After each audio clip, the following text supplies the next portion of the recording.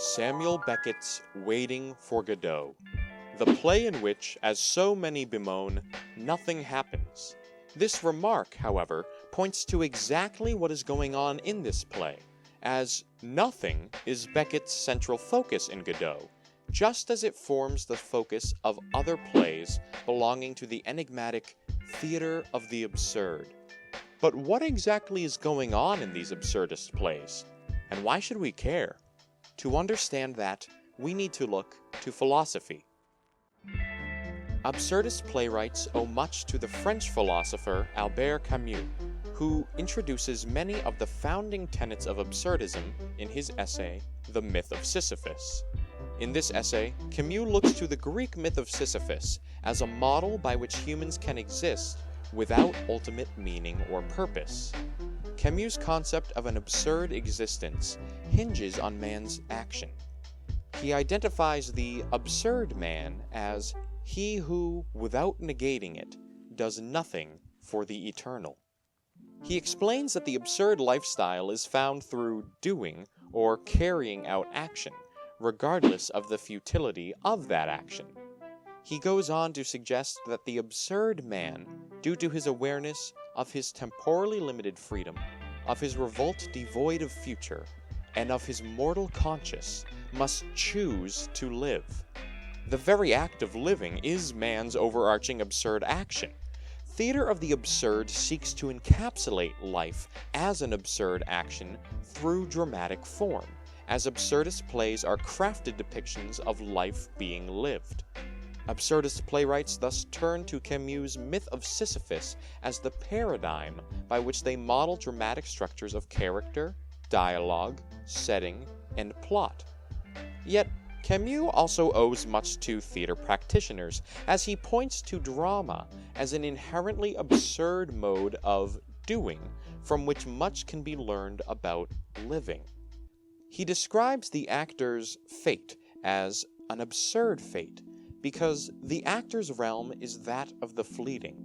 That is, due to the nature of dramatic performance, the actor's existence or absurd action is inherently and always in the present. Camus suggests that the dramatic action of presenting a character in a play parallels his concept of the absurd man.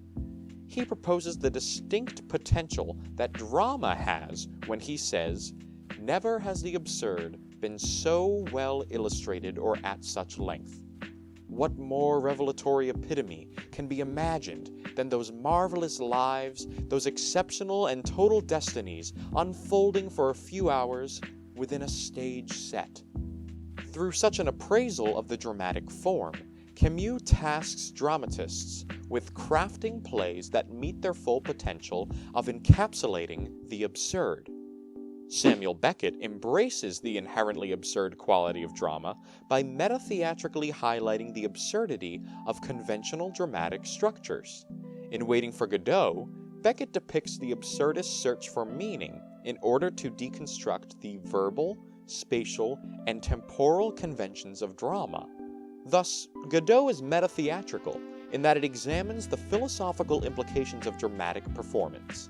Simultaneously, the play functions as a microcosm for life itself, as Beckett draws parallels between performing or playing and the act of living. Central to Beckett's conception of drama as an absurd mode of fiction is his deconstruction of language. Throughout Godot, Vladimir and Estragon employ language as an absurd action and converse without objective meaning. In his article, Samuel Beckett and the Postmodern, Language Games, Play, and Waiting for Godot, Jeffrey Nealon suggests that Vladimir and Estragon speak in the form of language games.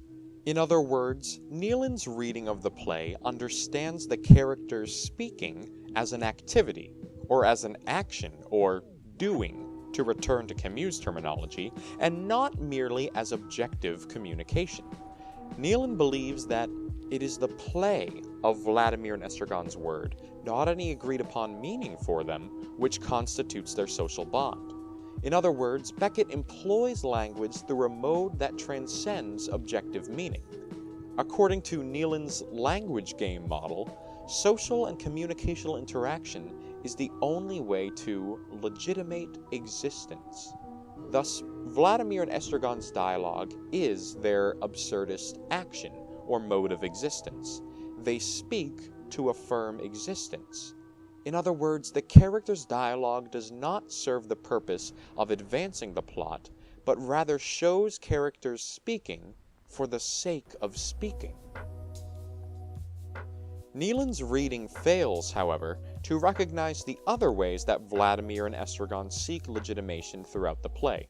Apart from speaking, the characters seek existential legitimation through the act of waiting and the existence and pending arrival of Godot. Their exchange about leaving early in the play is an example of such an attempt toward existential legitimation. Let's go. We can. Why not? We're waiting for Godot.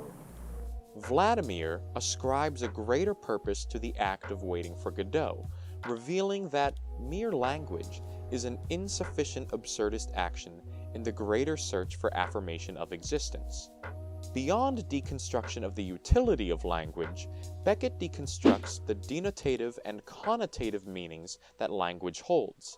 In his article, How to Do Nothing with Words, or Waiting for Godot as Performativity, Richard Begam suggests that Beckett deliberately shifts characters' statements between their constative and performative tenses throughout the play. Begam defines a constative statement as one that is meant to give us a picture or representation of reality, and a performative statement as one that actually makes things happen. Begam's reading applies to the first line of dialogue in Waiting for Godot.